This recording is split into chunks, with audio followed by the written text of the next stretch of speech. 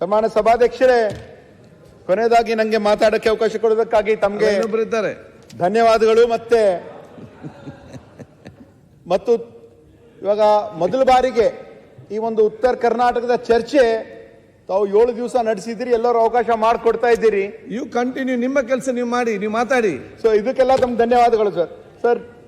ಸನ್ಮಾನ್ಯ ಸಭಾಧ್ಯಕ್ಷರೇ, ನಮ್ಮ ಸರ್ಕಾರ ನಾವು ಏನು ಹೇಳಿದೆವು ಅದರಂತೆ ನಡೆದುಕೊಂಡಿದ್ದೀವಿ. ನಮ್ಮದು ಭರವಸೆ ಕೊಟ್ಟು ಮರೆಯುವ ಸರ್ಕಾರ ಅಲ್ಲ, ಕೊಟ್ಟ ಭರವಸೆಯನ್ನು ಈಡೇರಿಸುವ ನಮ್ಮ ಸರ್ಕಾರ. ಯಾವೊಂದು ರೀತಿಯಿಂದ ಕಲ್ಯಾಣ ಇಡೀ ಈ ಒಂದು ಕರ್ನಾಟಕದ ರಾಜ್ಯದ ಜನರಿಗೆ ಸುಮಾರು 1,08,000 ಕೋಟಿ, ಹಳ್ಳಿಯಲ್ಲಿರ್ತಕ್ಕಂಥ ಕಟ್ಟ ಕಡೆ ಮನುಷ್ಯನಿಗೆ ಮುಟ್ತಕ್ಕಂಥ ಅನ್ನಭಾಗ್ಯ, ಗೃಹ ಜ್ಯೋತಿ, ಗೃಹಲಕ್ಷ್ಮಿ, ಶಕ್ತಿ, ಯುವ ನಿಧಿ ಯೋಜನೆಯನ್ನು ನಾವು ನೀಡಿದ್ದೀವಿ. ಅದೇ ಒಂದು ರೀತಿಯಿಂದ ಚುನಾವಣೆಯ ಒಂದು ಪೂರಕವಾಗಿ ನಾವು ಅಧಿಕಾರಕ್ಕೆ ಬಂದರೆ 5,000 ಕೋಟಿ ಅನುದಾನವನ್ನು ನಾವೇನು ನೀಡ್ತೀವಿ ಅಂತ ಹೇಳಿದ್ದೀವಿ. ಕಳೆದ ಒಂದು 30 ತಿಂಗಳಲ್ಲಿ ಕಲ್ಯಾಣ ಕರ್ನಾಟಕದ ಅಭಿವೃದ್ಧಿಗಾಗಿ ಸುಮಾರು 13,000 ಕೋಟಿ ಅನುದಾನ ನಮ್ಮ ಸರ್ಕಾರ ನಮ್ಮ ಭಾಗಕ್ಕೆ ನೀಡಿದೆ. ಬಹುಶಃ ಇಂತಹ ಒಂದು ಹೆಚ್ಚಿನ ಒಂದು ದುಡ್ಡು ಯಾವಾಗಲೂ ಕೂಡ ಕೊಟ್ಟಿರಲಿಲ್ಲ. ಇದು ಯಾವ ಕಾರಣಕ್ಕೆ ಬಂದಿದೆ ಅಂದರೆ, ಇದು ಹಿಂದೆ ಇರ್ತಕ್ಕಂಥ ನಮ್ಮ UPA ಸರ್ಕಾರ 2012-2013ರಲ್ಲಿ ಆರ್ಟಿಕಲ್ 371J ತಿದ್ದುಪಡಿಯನ್ನು ಮಾಡಿದೆ. ಇದು ನಾವು ಪ್ರತಿ ಸತಿ ಹೇಳಬೇಕಾಗ್ತದೆ. ನಮ್ಮ ದಿವಂಗತ ಡಾಕ್ಟರ್ ಮನಮೋಹನ್ ಸಿಂಗ್, ಅಂದಿನ ಪ್ರಧಾನಮಂತ್ರಿಗಳು, UPA ಚೇರ್ಪರ್ಸನ್ ಆಗಿರುವಂತಹ ಶ್ರೀಮತಿ ಸೋನಿಯಾ ಗಾಂಧಿ, ಹಾಗೂ ಅಂತ ಒಂದು ಸಂದರ್ಭದಲ್ಲಿ ಕೇಂದ್ರದಲ್ಲಿ ಸಚಿವರಾಗಿರುವಂತಹ ಮಲ್ಲಿಕಾರ್ಜುನ್ ಖರ್ಗೆ ಅವರು, ದಿವಂಗತ ಲೋಕಸಭಾ ಸದಸ್ಯರಾಗಿರುವಂತಹ ದಿವಂಗತ ಧರಮ್ ಸಿಂಗ್ ಅವರ ಒಂದು ಪರಿಶ್ರಮದಿಂದ ಅದು ಸಾಧ್ಯ ಆಗಿದೆ. ಬಹುಶಃ ಯಾವಾಗಲೂ ಕೂಡ ವಿರೋಧ ಪಕ್ಷದವರು ಹೇಳ್ತಾರೆ, ಈ ಒಂದು ಉತ್ತರ ಕರ್ನಾಟಕದ, ಕಲ್ಯಾಣ ಕರ್ನಾಟಕದ ಅಭಿವೃದ್ಧಿನೇ ಆಗಿಲ್ಲ. ನಾವು ಕಳೆದ ಒಂದು 20 ವರ್ಷ ನಾವು ತೆಗೆದು ನೋಡಿದ್ರೆ, ಯಾಕಂದ್ರೆ 2006ರಿಂದ 2008ವರೆಗೆ ಸಮ್ಮಿಶ್ರ ಸರ್ಕಾರ JDS BJP, 2008ರಿಂದ 2013ವರೆಗೆ BJP ಸರ್ಕಾರ, 2019ರಿಂದ 23 BJP ಸರ್ಕಾರ. ಕಳೆದ 20 ವರ್ಷದಲ್ಲಿ 11 ವರ್ಷ, ನಾನು ಹೇಳ್ತೀನಿ 13ರಿಂದ 18 ಹೇಳ್ತೇನೆ, 11 ವರ್ಷ BJP ಸರ್ಕಾರನೇ ಅಧಿಕಾರದಲ್ಲಿದೆ. ಯಾವಾಗಲೂ ಕೂಡ ಹೇಳ್ತಾರೆ, ಏನ್ ಮಾಡಿದಿರಿ, ಏನ್ ಕೊಟ್ಟಿದಿರಿ ಕಾಂಗ್ರೆಸ್ ಸರ್ಕಾರ ಅಂತ. ಇವತ್ತು ನಮ್ಮ ಸರ್ಕಾರ ಏನು ಹಿಂದೆ ಇರ್ತಕ್ಕಂಥ ಒಂದು ಸರ್ಕಾರ, ಸನ್ಮಾನ್ಯ ಕಾಂಗ್ರೆಸ್ ಸರ್ಕಾರ 2013ರಿಂದ 18, ಸನ್ಮಾನ್ಯ ಸಿದ್ದರಾಮಯ್ಯ ಅವರು, ನಮ್ಮ ಕಾಂಗ್ರೆಸ್ ಸರ್ಕಾರ ಮೊದಲ ಬಾರಿಗೆ 1,000 ಕೋಟಿ ಅನುದಾನ ಈ ಒಂದು ಕಲ್ಯಾಣ ಕರ್ನಾಟಕ ಭಾಗಕ್ಕೆ ಕೊಟ್ಟಿದ್ದು ಕಾಂಗ್ರೆಸ್ ಸರ್ಕಾರ, ಸಿದ್ದರಾಮಯ್ಯ ಅವರ ಸರ್ಕಾರ. 1,000 ಕೋಟಿಯನ್ನು 1,500 ಕೋಟಿ ಮಾಡಿ ಅದನ್ನು ನೀಡಿದ್ದು ಕಾಂಗ್ರೆಸ್ ಸರ್ಕಾರ, ಸಿದ್ದರಾಮಯ್ಯ ಅವರ ಸರ್ಕಾರ. ಅಧಿಕೃತವಾಗಿ 3,000 ಕೋಟಿ ಕೊಟ್ಟಿದ್ದು ಈ ಒಂದು ಕಲ್ಯಾಣ ಕರ್ನಾಟಕ ಭಾಗಕ್ಕೆ ಕಾಂಗ್ರೆಸ್ ಸರ್ಕಾರ, ಸಿದ್ದರಾಮಯ್ಯ ಅವರ ಸರ್ಕಾರ.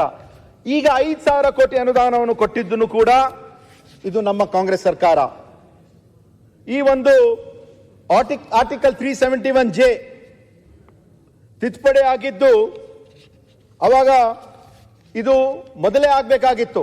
ಯಾಕಂದ್ರೆ 1999ರಲ್ಲಿ ಅವಾಗ LK ಅದ್ವಾನಿ ಅವರು ಉಪ ಪ್ರಧಾನಮಂತ್ರಿ ಆಗಿದ್ರು, ಅಟಲ್ ಬಿಹಾರಿ ವಾಜಪೇಯಿ ಅವರು ಪ್ರಧಾನಮಂತ್ರಿ ಆಗಿದ್ರು, SM ಕೃಷ್ಣ ಅವರು ಮುಖ್ಯಮಂತ್ರಿ ಇದ್ದಾಗ ಅವಾಗ ಕಳಿಸ್ಕೊಟ್ಟಿದ್ರು ಈ ಒಂದು ಆರ್ಟಿಕಲ್ 371J ತಿದ್ದುಪಡಿ ಆಗ್ಬೇಕಂತ. ಅಂತಹ ಒಂದು ಸಂದರ್ಭದಲ್ಲಿ ಮಲ್ಲಿಕಾರ್ಜುನ್ ಖರ್ಗೆ ಸಾಹೇಬರು ಗೃಹ ಸಚಿವರಾಗಿದ್ರು, ಧರಮ್ ಸಿಂಗ್ ಅವರು ಲೋಕೋಪಯೋಗ ಸಚಿವರಾಗಿದ್ರು.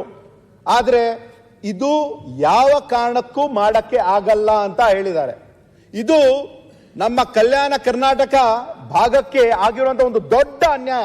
ಯಾಕಂದ್ರೆ ಕೇವಲ ಒಂದು 11 ವರ್ಷದಲ್ಲಿ ನಮ್ಮ ಈ ಒಂದು ಕಲ್ಯಾಣ ಕರ್ನಾಟಕ ಭಾಗಕ್ಕೆ ನಮ್ಮ ಸರ್ಕಾರ ವತಿಯಿಂದ ಸುಮಾರು 24,878 ಕೋಟಿ ಅನುದಾನ ಬಿಡುಗಡೆ ಆಗಿದೆ. ಇದೇ 1999ರಲ್ಲಿ ಆಗ್ಬಿಟ್ಟಿದ್ರೆ ಸುಮಾರು 40ರಿಂದ 45 ಸಾವಿರ ಕೋಟಿ ಬರಬೇಕಾಗಿತ್ತು. ಆದರೆ ಇದು ಬಿಜೆಪಿ ಅವರು ನಮ್ಮ ಈ ಒಂದು ಭಾಗಕ್ಕೆ ಮಾಡಿರುವಂತಹ ಒಂದು ಅನ್ಯಾಯ ಅಂತ ನಾವು ನೆನ್ಪಿಡಬೇಕಾಗ್ತದೆ. ಯಾಕಂದ್ರೆ ಈ ಒಂದು ಆರ್ಟಿಕಲ್ 371J ತಿದ್ದುಪಡಿಯಾಗಿ ಬಹಳಷ್ಟು ಜನರಿಗೆ ಅನುಕೂಲ ಆಗಿದೆ. ಗ್ರೂಪ್ ಎ ಮತ್ತು ಗ್ರೂಪ್ ಬಿ ಹುದ್ದೆಗಳಲ್ಲಿ ಸುಮಾರು 75% ಮೀಸಲಾತಿ, ಗ್ರೂಪ್ ಸಿ ಹುದ್ದೆಗಳಲ್ಲಿ 80% ಮೀಸಲಾತಿ, ಗ್ರೂಪ್ ಡಿ ಹುದ್ದೆಗಳಲ್ಲಿ ಸುಮಾರು 85% ಮೀಸಲಾತಿ.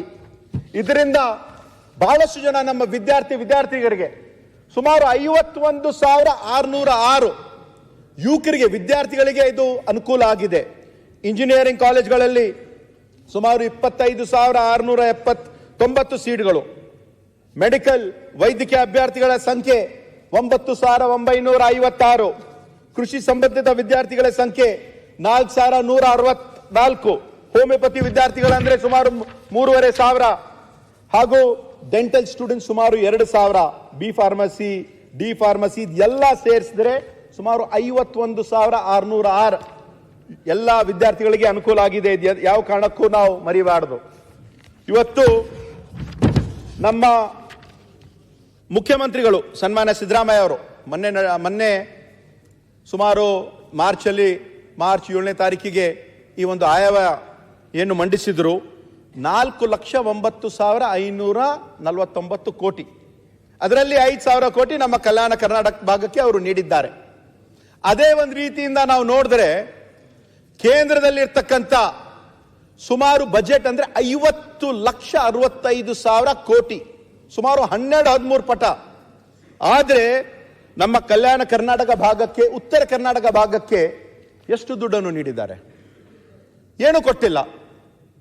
ಬಹುಶಃ ನಾವು ತೆಗೆದು ನೋಡಿದ್ರೆ 2014ರಲ್ಲಿ ಸುಮಾರು ಈ ಒಂದು ಭಾಗದ ಜನ ಅವ್ರಿಗೆ ಕರ್ನಾಟಕ ರಾಜ್ಯದ ಜನ ಅವ್ರಿಗೆ ಆಶೀರ್ವಾದವನ್ನು ಮಾಡಿದ್ದಾರೆ. ಬಿಜೆಪಿ ಅವರಿಗೆ, NDA ಅವರಿಗೆ 2014ರಲ್ಲಿ 17 ಜನ MP ಆಯ್ಕೆ ಮಾಡಿ ಕಳಿಸಿದ್ರು. 2019ರಲ್ಲಿ 26 ಜನ, 28ರಲ್ಲಿ 26 ಜನರಿಗೆ ಆಯ್ಕೆ ಮಾಡಿ ಕಳಿಸಿದ್ರು. 2024ರಲ್ಲಿ ಸುಮಾರು 19 ಜನರಿಗೆ ಆಯ್ಕೆ ಮಾಡಿ ಕಳಿಸಿದ್ರು. ಆದ್ರೆ ಕೇಂದ್ರದಿಂದ ರಾಜ್ಯಕ್ಕೆ ಬರ್ತಕ್ಕಂಥ ಅನುದಾನ ಎಷ್ಟು ಅನ್ಯಾಯ ಆಗಿದೆ ಇದು ಹೇಳಲೇಬೇಕಾಗ್ತದೆ. ಯಾಕಂದ್ರೆ ಕೇಂದ್ರ ಸರ್ಕಾರವು ಈ ಒಂದು 15ನೇ ಹಣಕಾಸು ಆಯೋಗದಿಂದ ಮತ್ತು ಕೇಂದ್ರ ಸರ್ಕಾರದಿಂದ ಈ ಒಂದು ಕಳೆದ 5 ವರ್ಷದಲ್ಲಿ 2023ರ ಕೇಂದ್ರ ಬಜೆಟ್ನಲ್ಲಿ ಭದ್ರಾ ಮೇಲ್ದಂಡೆ ಯೋಜನೆಗೆ ಶಿಫಾರಸು ಮಾಡಲಾದ ಅನುದಾನ 5,300 ಕೋಟಿ ಬಂದಿದ್ದೆಷ್ಟು? ಶೂನ್ಯ. 15ನೇ ಹಣಕಾಸು ಆಯೋಗದಲ್ಲಿ ಶಿಫಾರಸು ಮಾಡಲಾದ ವಿಶೇಷ ಅನುದಾನ 5,495 ಕೋಟಿ ಬಂದಿದ್ದು ಶೂನ್ಯ. 15ನೇ ಹಣಕಾಸು ಆಯೋಗದಲ್ಲಿ ಬೆಂಗಳೂರು ಅಭಿವೃದ್ಧಿ, ಕೆರೆ ಮತ್ತು ಪೆರಿಫೆರಲ್ ರಿಂಗ್ ರಸ್ತೆಗೆ 6,000 ಕೋಟಿ ಬರಬೇಕಾಗಿತ್ತು, ಆದ್ರೆ ಏನು ಕೂಡ ಬಂದಿಲ್ಲ. 15ನೇ ಹಣಕಾಸು ಒಂದು ಆಯೋಗದ ಶಿಫಾರಸು ಮಾಡಲಾದ ಆರೋಗ್ಯ ಅನುದಾನ 1,683 ಬಂದಿದ್ದು ಕೇವಲ 809. ಇನ್ನ ಒಂದು 800 ಕೋಟಿ ಗೋತಾ. ಮತ್ತೆ ಗ್ರಾಮೀಣ ಸ್ಥಳೀಯ ಸಂಸ್ಥೆಗಳ ಶಿಫಾರಸು ಮಾಡಲಾದ ಅನುದಾನ 10,000 ಕೊಟ್ಟಿದ್ದು ಕೇವಲ 9,000. ಇದೆಲ್ಲ ನಾವು ನೋಡಿದ್ರೆ 15ನೇ ಹಣಕಾಸು ಆಯೋಗ ತೆರಿಗೆ ಹಂಚಿಕೆ ಸೂತ್ರದ ಬದಲಾವಣೆಯಿಂದ ಸುಮಾರು 80,000 ಕೋಟಿ ನಮಗೆ ನಷ್ಟ ಆಗಿದೆ. ಇದು ಎಲ್ಲವನ್ನು NDRF ಮತ್ತೆ ಹೆಚ್ಚುವರಿ ಭರಿಸಿದ್ದ ಎಲ್ಲ ಯೋಜನೆಗಳನ್ನು ನಾವು ನೋಡಿದ್ರೆ ನಮಗೆ ಅನ್ಯಾಯ ಆಗಿದ್ದು ಸುಮಾರು 1,25,000 ಕೋಟಿ, 559 ಕೋಟಿ ಇಷ್ಟು ನಮಗೆ ನಷ್ಟ ಆಗಿದೆ. ಆದ್ರೆ ಇವತ್ತು ಇದ್ರ ಬಗ್ಗೆ ನಮ್ಮ ವಿರೋಧ ಪಕ್ಷದವರು ಏನು ಮಾತಾಡ್ತಾ ಇಲ್ಲ. ಯಾಕೆ ಮಾತಾಡ್ತಾ ಇಲ್ಲ? ನಾವು ಕೊಡ್ತಕ್ಕಂಥ ಒಂದು ತೆರಿಗೆ ಸುಮಾರು 4,75,000 ಕೋಟಿ ಪ್ರತಿ ವರ್ಷ ಡೆವಲ್ಯೂಷನ್ ಫಂಡ್ ಅಲ್ಲಿ ನಮಗೆ ಬರ್ತಾ ಇರೋದು ಕೇವಲ 52,000 ಕೋಟಿ, ಅಂದ್ರೆ ₹1 ಬರ್ತಕ್ಕಂಥ 12-13 ಪೈಸೆ ಅಷ್ಟೇ. ಇದು ನಮ್ಮ ಕರ್ನಾಟಕ ರಾಜ್ಯಕ್ಕೆ ಕೇಂದ್ರ ಸರ್ಕಾರದಿಂದ ಮಾಡ್ತಕ್ಕಂಥ ಒಂದು ತಾರತಮ್ಯ, ಮಲತಾಯಿ ಧೋರಣೆ ಅವರು ಮಾಡ್ತಾ ಇದ್ದಾರೆ. ಇವತ್ತು ಮಾನ್ಯ ವಿರೋಧ ಪಕ್ಷದ ನಾಯಕರು ಕೂಡ ಇಲ್ಲೇ ಇದ್ದಾರೆ. ಅವ್ರು ಹೇಳ್ತಾ ಇದ್ರು ಎಲ್ಲ ಕೆಲಸಗಳು ಅನ್ಫಿನಿಶ್ಡ್ ಅಂತ ಹೇಳಿದ್ರು. ಅವ್ರು ಹೇಳಿದ್ರು ಏನಂದ್ರೆ ಪ್ರೊಫೆಸರ್ ಗೋವಿಂದ ರಾವ್ ಅವರು ಇನ್ನ ತಮ್ಮ ಸಮಿತಿಯನ್ನು ಅವ್ರು ಹೇಳ್ತಕ್ಕಂಥ ಒಂದು ಏನಿದೆ ಆಕ್ಟ್, ಈ ಕಮಿಟಿ ಮಾಡಿದ್ದು ಯಾರು? ಹಿಂದೆ ಇರ್ತಕ್ಕಂಥ ಡಾಕ್ಟರ್ ನಂಜುಂಡಪ್ಪ ವರದಿ ಏನಾಗಿದೆ ಅದಾಗಿದ್ದು ಕೂಡ SM ಕೃಷ್ಣ ಅವರು ಮುಖ್ಯಮಂತ್ರಿ ಇರ್ತಕ್ಕಂಥ ಒಂದು ಸಂದರ್ಭದಲ್ಲಿ 2001ರಲ್ಲಿ. ಅದ ನಂತರ ಈಗ ನಮ್ಮ ಮಾನ್ಯ ಮುಖ್ಯಮಂತ್ರಿ ಅವರು ಸಿದ್ದರಾಮಯ್ಯ ಅವರು ಪ್ರೊಫೆಸರ್ ಗೋವಿಂದ್ ರಾವ್ ಒಬ್ಬ ಆರ್ಥಿಕ ತಜ್ಞರು. He is the only financial adviser to the prime minister from Karnataka. ಅವ್ರು ಹೇಳ್ತಕ್ಕಂಥ ಅವರು ಒಂದು ಪ್ರೆಸ್ ಮೀಟ್ ಕೂಡ ಮಾಡಿದ್ದಾರೆ ನವೆಂಬರ್ ಅಲ್ಲಿ. ಪ್ರೆಸ್ ಮೀಟ್ ಮಾಡಿ ಅವ್ರು ಹೇಳಿದ್ದಾರೆ ಇದು ಎಲ್ಲ ಫೈನಲ್ ಸ್ಟೇಜ್ ಅಲ್ಲಿ ಇದೆ, ನಾವು ಮಾಡ್ತಕ್ಕಂಥ ವರದಿ ಇನ್ನ ಒಂದೇ ತಿಂಗಳಲ್ಲಿ ನಾವು ಸಬ್ಮಿಟ್ ಮಾಡ್ತಾ ಇದ್ದೀವಿ. ಯಾಕಂದ್ರೆ ಡಾಕ್ಟರ್ ನಂಜುಂಡಪ್ಪ ವರದಿ ಅವರು ತಾವೆಲ್ಲ ಕೇಳಿದ್ರಿ. ಡಾಕ್ಟರ್ ನಂಜುಂಡಪ್ಪ ಅವಾಗ ಇರ್ತಕ್ಕಂಥ 175 ತಾಲೂಕುಗಳು, ಇವಾಗ ಇರ್ತಕ್ಕಂಥ 120 ತಾಲೂಕುಗಳು ಎಲ್ಲ ಒಂದು ಸಮಗ್ರವಾದ ಒಂದು ರಿಪೋರ್ಟ್ ಒಂದು ತಯಾರಿ ಮಾಡಬೇಕಂದ್ರೆ ಸಮಯ ಆದ್ರೆ ಹಿಡಿತದೆ, ಸ್ವಲ್ಪ ಆದ್ರೆ ಸಮಯ ಆದ್ರೆ ಹಿಡಿತದೆ. ಆದ್ರೆ ನಮ್ಮ ವಿರೋಧ ಪಕ್ಷದ ನಾಯಕರು ಹೇಳಿದ್ರು ಏನೂ ಅಭಿವೃದ್ಧಿ ಆಗಿಲ್ಲ ಉತ್ತರ ಕರ್ನಾಟಕದಲ್ಲಿ, ಕಲ್ಯಾಣ ಕರ್ನಾಟಕದಲ್ಲಿ ಏನೂ ಅಭಿವೃದ್ಧಿ ಆಗಿಲ್ಲ ಅಂತ ಅವರು ಹೇಳಿದ್ರು. ಆದ್ರೆ ನಮ್ಮ ಭಾಗದಲ್ಲಿ ಏನೇನು ಕೆಲಸ ಕಾರ್ಯಗಳು ನಾವು ಕಳೆದ ಒಂದು ವರ್ಷದಲ್ಲಿ ಮಾಡಿದೀವಿ ಅಂತ ಹೇಳ್ತೀನಿ. ಅದಕ್ಕಿಂತ ಮೊದಲು ಹೇಳ್ತಾ ಇಲ್ಲ. ಜಯದೇವ ಹೃದಯ ರೋಗ ಆಸ್ಪತ್ರೆ ಡಿಸೆಂಬರ್ 22, 2024ರಲ್ಲಿ ಸುಮಾರು 182 ಕೋಟಿ ಇರ್ತಕ್ಕಂಥ ವೆಚ್ಚದಲ್ಲಿ ಅದರ ಒಂದು ಉದ್ಘಾಟನೆಯು ಕೂಡ ನಮ್ಮ ಮಾನ್ಯ ಮುಖ್ಯಮಂತ್ರಿಯು ಹಾಗೂ ನಮ್ಮ AICC ಅಧ್ಯಕ್ಷ ಸನ್ಮಾನ ಮಲ್ಲಿಕಾರ್ಜುನ್ ಖರ್ಗೆ ಸಾಹೇಬರು ಬಂದ್ ಮಾಡಿದ್ರು. ನಂತರ ಕಲ್ಯಾಣ ಪಥ ಆ ಒಂದು ಯೋಜನೆ ಸುಮಾರು 38 ಕ್ಷೇತ್ರಗಳಲ್ಲಿ ಸುಮಾರು 1150 ಕಿಲೋಮೀಟರ್ಗೆ 1,000 ಕೋಟಿ ಸಂಪೂರ್ಣವಾಗಿ ಕಲ್ಯಾಣ ಕರ್ನಾಟಕ ಅಭಿವೃದ್ಧಿ ಮಂಡಳಿ ವತಿಯಿಂದ ಜವೇರಿಯಲ್ಲಿ ಕಾರ್ಯಕ್ರಮ ನಡೀತು. ತಾಯಿ ಮತ್ತು ಮಕ್ಕಳ ಆಸ್ಪತ್ರೆ ಇಂದಿರಾ ಗಾಂಧಿ ಆಸ್ಪತ್ರೆ ಇದೆಲ್ಲ ಏಪ್ರಿಲ್ 16ನೇ ತಾರೀಕಿಗೆ ಅದರ ಒಂದು ಕಾರ್ಯಕ್ರಮವು ಕೂಡ ಕಲಬುರಗಿಯಲ್ಲಿ ನಡೀತು. ಆರೋಗ್ಯ ಆವಿಷ್ಕಾರ ಅಂತ ಯೋಜನೆ ಯಾದಗಿರಲ್ಲಿ ಜೂನ್ 14ನೇ ತಾರೀಕಿಗೆ ಸುಮಾರು 416 ಕೋಟಿ ಅದರ ಒಂದು ಅಡಿಗಲ್ ಸಮಾರಂಭವನ್ನು ಕೂಡ ನಾವು ಮಾಡಿದ್ದೀವಿ. ದಶಮಾನೋತ್ಸವ ಸಮಾರಂಭ ರಾಯಚೂರಲ್ಲಿ ಜೂನ್ 23ಗೆ ತಾರೀಕು ನಡೆಯಿತು.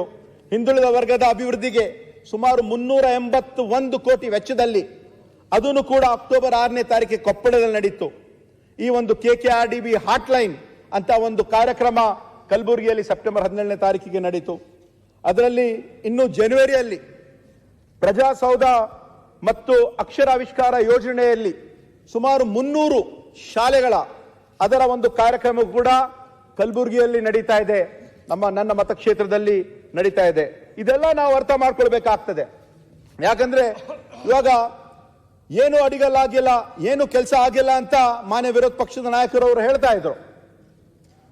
ಆದ್ರೆ ಹೇಳ್ತಕ್ಕಂಥ ಸುಮಾರು 415 ಕೋಟಿ ವೆಚ್ಚದಲ್ಲಿ ಆರೋಗ್ಯ ಆವಿಷ್ಕಾರ ಯೋಜನೆಯಲ್ಲಿ ಪ್ರಾಥಮಿಕ ಆರೋಗ್ಯ ಕೇಂದ್ರಗಳು, ಸಮುದಾಯ ಆರೋಗ್ಯ ಕೇಂದ್ರಗಳು, ತಾಯಿ ಮತ್ತು ಮಕ್ಕಳ ಆಸ್ಪತ್ರೆಗಳು, ತಾಲೂಕು ಮಟ್ಟದಲ್ಲಿ ಇರ್ತಕ್ಕಂಥ ಆಸ್ಪತ್ರೆಗಳು, ಜಿಲ್ಲಾ ಮಟ್ಟದಲ್ಲಿ ಇರ್ತಕ್ಕಂಥ ಆಸ್ಪತ್ರೆಗಳು, dialysis centre, KKRDB hot line, KKRDB blood line ಮತ್ತು ಆಂಬ್ಯುಲೆನ್ಸ್ಗಳು, ಹಲವಾರು ಕೆಲಸ ಇಲ್ಲಿ ಹಿಂದೆ ಇರ್ತಕ್ಕಂಥ ತಾವು ನೋಡದೆ ಹಿಂದೆ ಇರ್ತಕ್ಕಂಥ ಒಂದು ಅವಧಿಯಲ್ಲಿ. ಅಧ್ಯಕ್ಷರೇ ಹೇಳ್ರಿ, ಎಲ್ಲ ಮುಂದುವರೆದಿದೆ ಅಂದ್ರ ಮೇಲೆ ಚರ್ಚೆ ಯಾಕೆ? ಕ್ಲೋಸ್ ಮಾಡಿಬಿಡಿ.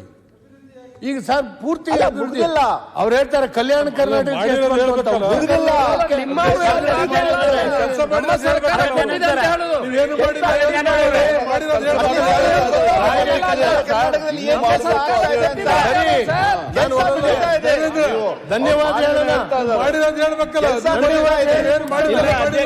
ಅಧ್ಯಕ್ಷರೇ, ನೀವು ಮಾಡಿಲ್ಲ ಅಂತ ಹೇಳ್ತಾ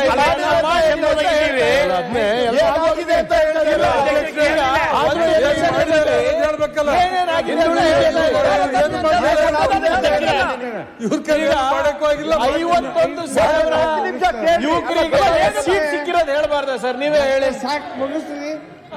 ಮಾನ್ಯ ಸಭಾಧ್ಯಕ್ಷರೇ,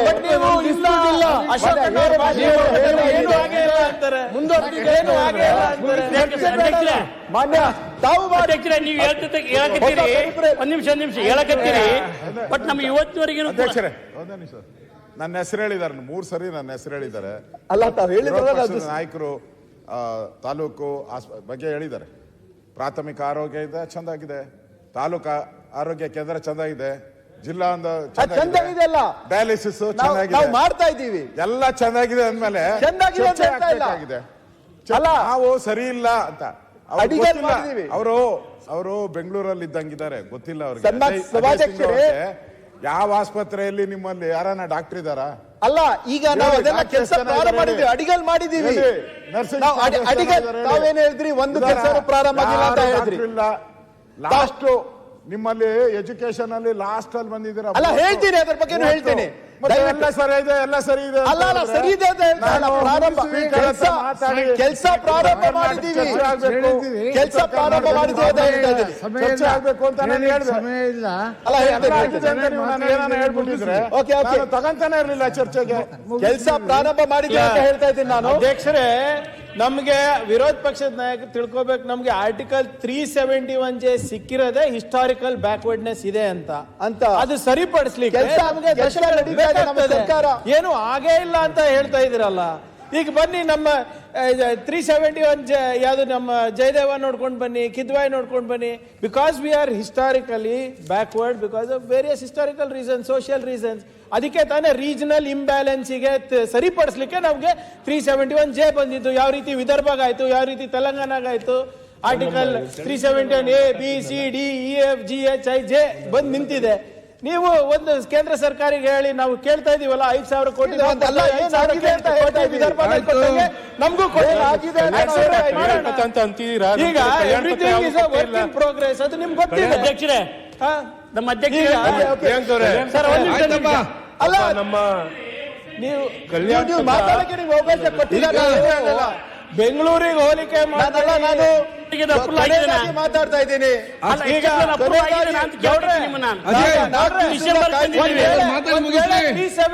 J ಇರಲಿಲ್ಲ ಅಂದ್ರೆ ಏನಾಗ್ತಿರ್ಬೇಕು ಸರ್, ಅದನ್ನ ಹೇಳಕ್ಕಾಗಿಲ್ಲ ನಾನು.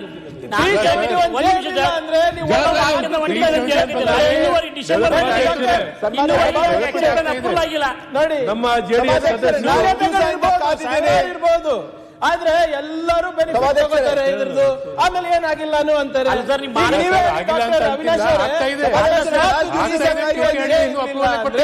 ನಮ್ಮ ಹಾಲತ್ ಏನಿರ್ತಾ ಇತ್ತು ಸರ್? ಆಗ್ತಾ ಇದೆ. ಉದ್ಯೋಗದಲ್ಲಿರ್ಬೋದು, ಸರ್ಕಾರಿ ನೌಕರಿದಲ್ಲಿರ್ಬೋದು. ಒಂದ್ ನಿಮಿಷ ಸರ್, ಈ ಮಾಡ್ತಾ ಇದ್ದಾರೆ ಇರ್ತಕ್ಕಂಥ ಅಧಿಕಾರಿಗಳು ನಂದೇ ಕ್ಷೇತ್ರದ್ದು 5 ಸಲ ವಾಪಸ್ ಆಗ್ತಾರೆ. ಸರಿಪಡಿಸಿ ಕಳಿಸಿ ಅಧಿಕಾರಿಗಳಿಗೆ ಕೆಲಸ ಮಾಡಿದ್ರೆ ನಿಮಗೆ ಮಾನದಂಡ ಇದೆ, ನನಗೂ ಅದೇ ಮಾನದಂಡ. ಆಗಲ್ಲ ಸರ್. ಮಾನದಂಡ ಕೊಟ್ರೆ ಅಪ್ರೂವ್ ಆಗುತ್ತೆ.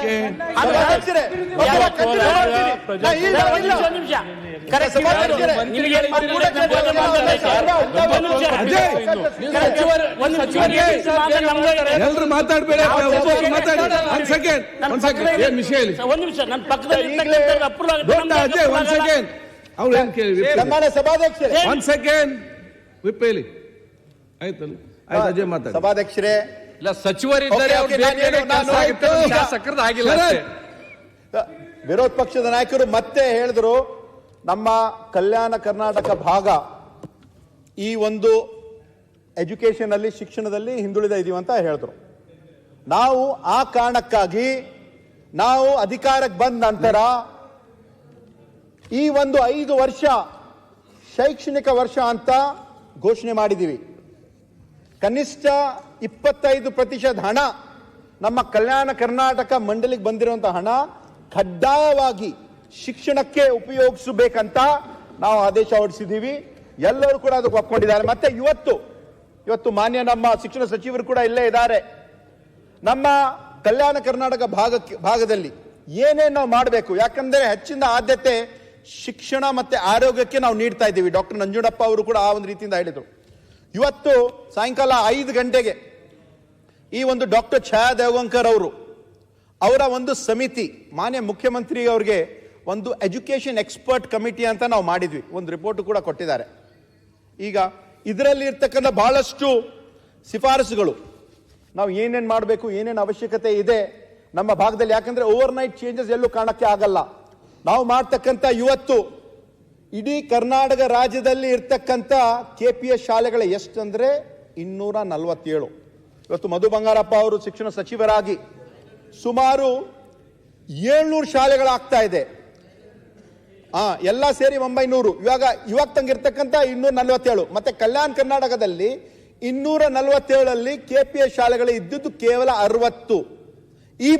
ಈ ವರ್ಷ ನಾವು ಈ ಒಂದು ಶಿಕ್ಷಣ ಇಲಾಖೆ ಹಾಗೂ ಕಲ್ಯಾಣ ಕರ್ನಾಟಕ ಅಭಿವೃದ್ಧಿ ಮಂಡಳಿ ವತಿಯಿಂದ ಅವರು 100, ನಾವು 200, 300 ಶಾಲೆಗಳನ್ನು ನಾವು ಪ್ರಾರಂಭ ಮಾಡ್ತಾ ಇದೀವಿ. ಅಂದ್ರೆ ಕೆಲಸ ಪ್ರಾರಂಭ ಆಗ್ತದೆ. ಇನ್ನ ಒಂದು 1.5-2 ವರ್ಷದಲ್ಲಿ 60 360 ಆಗ್ತದೆ.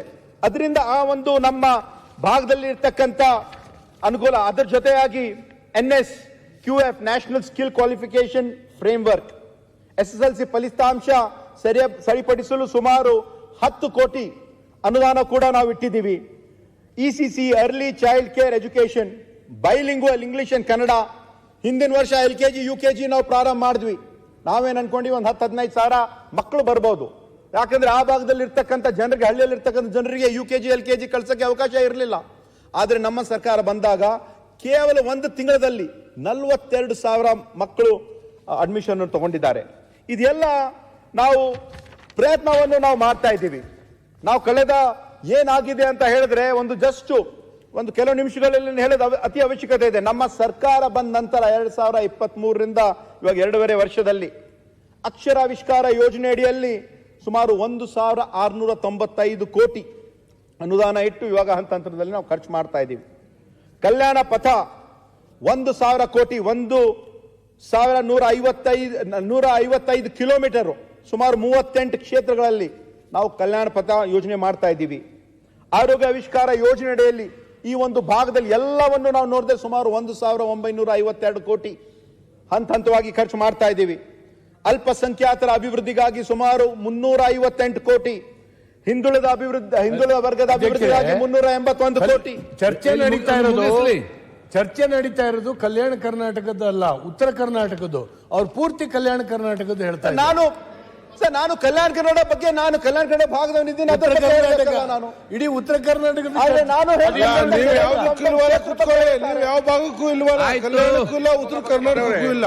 ಅಲ್ಲ ಅಗರವ್ರೆ ಒಂದ್ ಮಿನಿಟ್ ನೋಡಿ, Kalyana Karnataka is also part of the northern Karnataka. ಅವ್ರು ಮಾಡೋದ್ರಲ್ಲಿ ಏನ್ ತಪ್ಪಿದೆ? ಹೀಗೆ ಮಾತಾಡಬೇಕು. ಚೇರ್ಮನ್ ಚೇರ್ಮನ್ ಅಭಿವೃದ್ಧಿ ಆಗಿದೆ ಅಂತ ಹೇಳಿದಿರಲ್ಲ, ಸಂತೋಷ. ನೀವಿಬ್ರೇ ಒಳ್ಳೆ ಮಾತಾಡಿದ್ದು. ನಾ ಹೇಳೋದು ಆಕ್ಷೇಪಣೆ ಪಾಯಿಂಟ್ ಟು ಸ್ಪೀಕ್. ಈಗ ನಾವು ಹೇಳ್ತಕ್ಕಂಥ ಅಭಿವೃದ್ಧಿ ಅಂದ್ರೆ ಓವರ್ ನೈಟ್ ಚೇಂಜಸ್ ಆಗಕ್ಕೆ ಸಾಧ್ಯ ಇಲ್ಲ, ಸಮಯ ಹಿಡಿತದೆ. ನಾವು ಮಾಡಿರುವಂತ ಕೆಲಸಗಳು ಇವತ್ತು 300 KPS ಶಾಲೆಗಳು ಜನರಿಗೆ ಗೊತ್ತಾಗಬೇಕಂದ್ರೆ ಮುಂದೆ ಬರ್ತಕ್ಕಂಥ 4-5 ವರ್ಷದಲ್ಲಿ ಜನರಿಗೆ ಗೊತ್ತಾಗ್ತದೆ ಏನ್ ಅಭಿವೃದ್ಧಿ. ಯಾಕಂದ್ರೆ 2 ಗ್ರಾಮ ಪಂಚಾಯತಿ ನಡುವೆ 1 KPS ಶಾಲೆಗಳನ್ನು ಮಾಡ್ತಾ ಇದ್ದೀವಿ. ಅಂದ್ರೆ 10 ಹಳ್ಳಿಗಳ ಮಧ್ಯೆ ಇವತ್ತು ನಾವು ಪಟ್ಟಣದಲ್ಲಿ ನಾವು ಏನ್ ನೋಡ್ತೀವಿ, ಯಾವ ಒಂದು ರೀತಿಯಿಂದ ಸುಮಾರು ಒಂದು 5 ಎಕರೆಯಲ್ಲಿ ಇರ್ತಕ್ಕಂಥ ಶಾಲೆ, ಅದು LKG UKG ಇಂದ 12th ಸ್ಟ್ಯಾಂಡರ್ಡ್ ವರೆಗೆ ಮಾಡ್ತಕ್ಕಂಥ ಒಂದು ಪ್ರಯತ್ನ. ಮುಂದೆ ಬರ್ತಕ್ಕಂಥ ದಿನಗಳಲ್ಲಿ ಜನರು ಕೂಡ ಇದ್ರ ಬಗ್ಗೆ ಗೊತ್ತಾಗ್ತದೆ. ಅದರ ಜೊತೆಯಾಗಿ ಇಲ್ಲಿ ಇರ್ತಕ್ಕಂಥ ಈ ಒಂದು ಪರಿಶಿಷ್ಟ ಜಾತಿ ಪರಿಶಿಷ್ಟ ಪಂಗಡದ ಒಂದು ಅಭಿವೃದ್ಧಿಗಾಗಿ ಸುಮಾರು 286 ಕೋಟಿ ಆ ಒಂದು ಇದನ್ನು ಕೂಡ ನಾವು ಇಟ್ಟಿದ್ದೀವಿ. ಮೈಕ್ರೋ ಯೋಜನೆ ಅಡಿಯಲ್ಲಿ ಸುಮಾರು 6,000 ಕೋಟಿ. ಇದೆಲ್ಲ ಹಂತವಾಗಿ ಆಗ್ತಾ ಇದೆ. ಮತ್ತೆ ಪ್ರಜಾಸೌಧ ಘೋಷಣೆ ಆಗಿ ಸುಮಾರು 7 ವರ್ಷ ಆಗಿದೆ. ಹೊಸ ತಾಲೂಕುಗಳು ನಾವು 2017 2018ರಲ್ಲಿ ದುರಾದೃಷ್ಟ ನಮ್ಮ ಸರ್ಕಾರ ಹೋಯಿತು. ನೀವು ಅಧಿಕಾರದಲ್ಲಿ 4 ವರ್ಷದಲ್ಲಿ ಇದ್ವಿ, ಆದ್ರೆ ಒಂದು ಪ್ರಜಾಸೌಧನೂ ಆಗಿಲ್ಲ. ಈ ಬಾರಿ ಕರ್ನಾಟಕ ಭಾಗದಲ್ಲಿ ಇರ್ತಕ್ಕಂಥ ಸುಮಾರು 17 ಪ್ರಜಾಸೌಧಗಳು ಸುಮಾರು 165 ಕೋಟಿ ವೆಚ್ಚದಲ್ಲಿ ಮಾಡ್ತಾ ಇದ್ದೀವಿ. ಜಲಭಾಗ್ಯ ಜಲ ಯೋಜನೆಗಳನ್ನು ಆಗ್ತಾ ಇದೆ.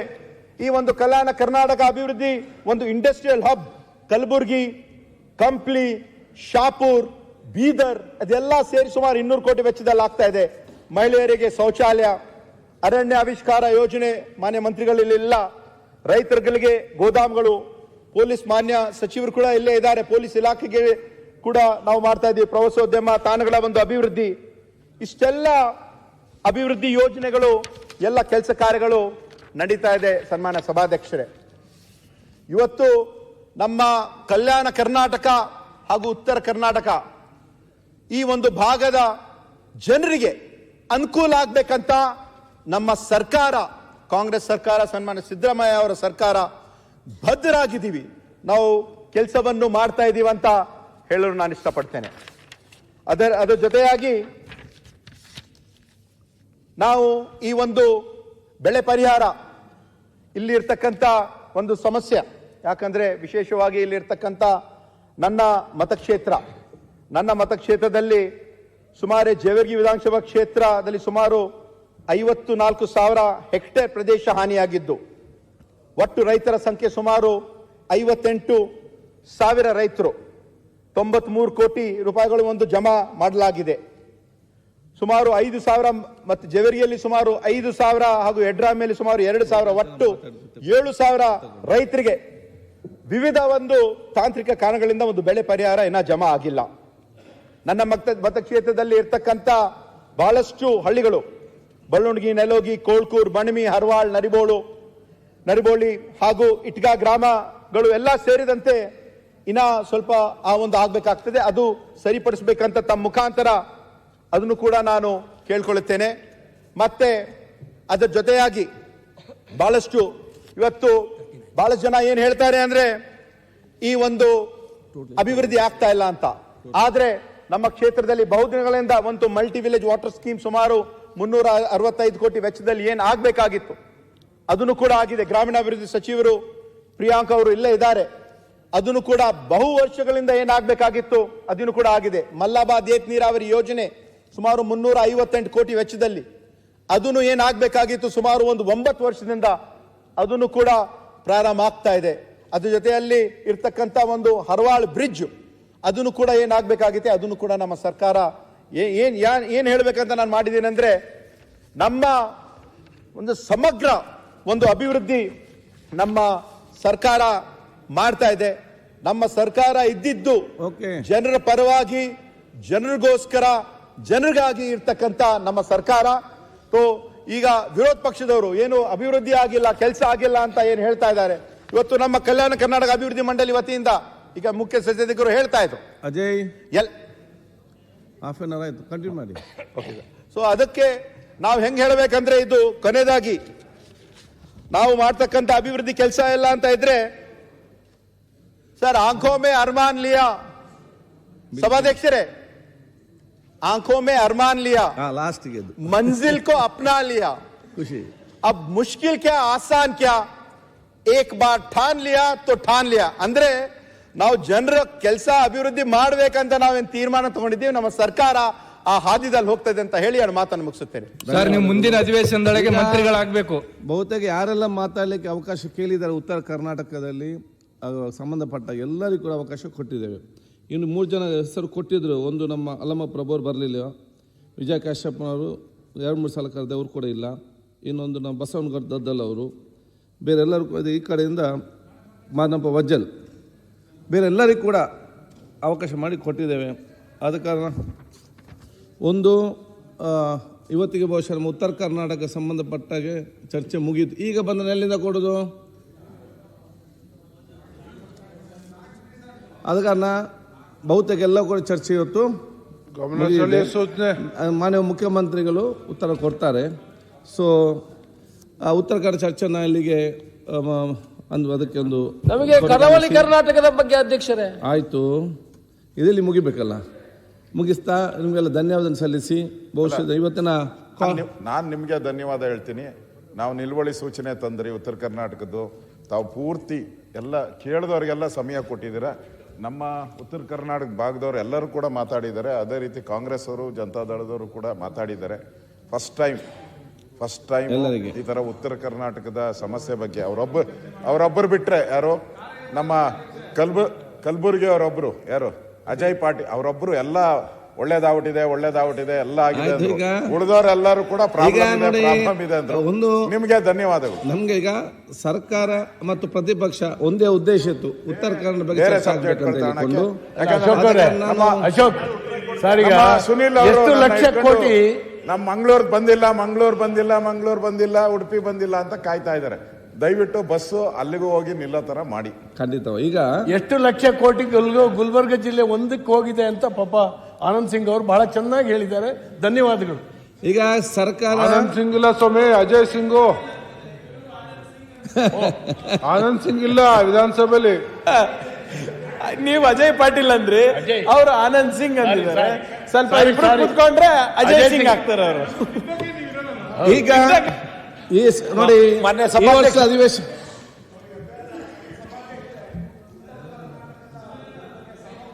ಚರ್ಚೆ ಮಾಡಲಿಕ್ಕೆ ಅವಕಾಶ ಮಾಡಿಕೊಟ್ಟು ಫಲಪ್ರದವಾದಂಥ ಚರ್ಚೆ ಆಗಿದೆ.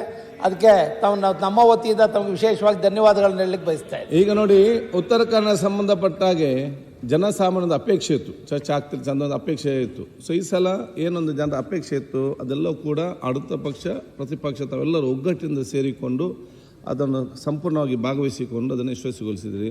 ನಿಮಗೆಲ್ಲ ನಾನು ಶುಭಾಶಯ ಸಲ್ಲಿಸ್ತೇನೆ. ಅದಕ್ಕೆ ಇವತ್ತಿಗೆ ಉತ್ತರ ಕನ್ನಡ ಮುಗಿಸಿ ನಾಳಿಂದ ಬೇರೆ ಬೇರೆ ನಮ್ಮ ಅಜೆಂಡಾ ಪಕ್ಕ ಮುಂದೆ ಕೆಲಸ ಮಾಡುವ.